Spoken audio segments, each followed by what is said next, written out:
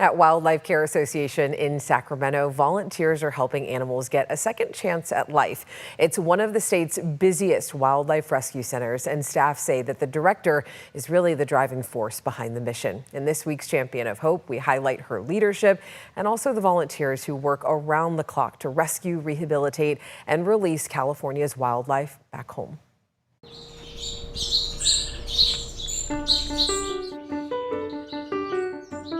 Inside Wildlife Care Association, every day there are new patients arriving. Our mission is to rescue, rehabilitate, and release wildlife.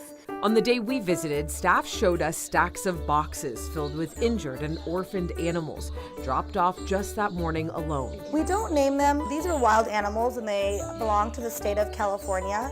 And so we refer them to their patient numbers. And leading that response is Sandra.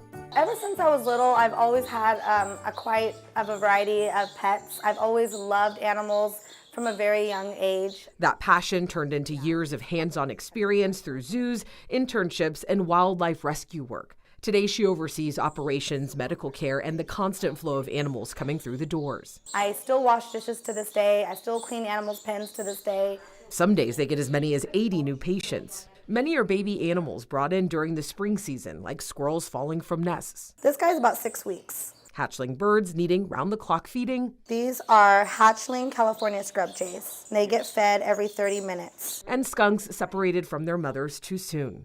Sandra says its mission is simple, but the scale is anything but. We receive the most patients, and so we do have the highest volume of animals coming in and out of this facility. And as resources tighten, the need continues to grow. It's a constant cycle of intake, treatment, and recovery. And while the need is growing, so is the cost of care. I know that one of the bags of food to make this food, just one small bag, is $55 a bag. And like one tub of formula for our mammals is like $265 for a 20-pound tub.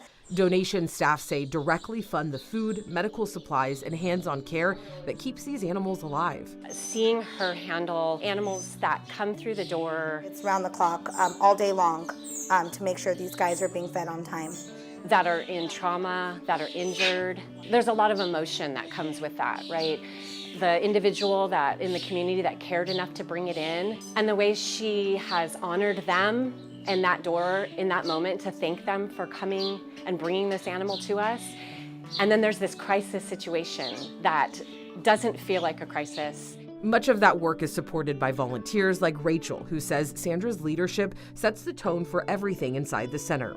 I would thank her for having an opportunity, for running a place that allows people to have a place to go. They're great eaters, so if one doesn't want to eat, then we know something is seriously wrong. Be reestablished back into our ecosystems is incredibly important if we want to continue living with healthy ecosystems. All of their habitat loss is due to humans, and the more we push them out, the more animals come our way.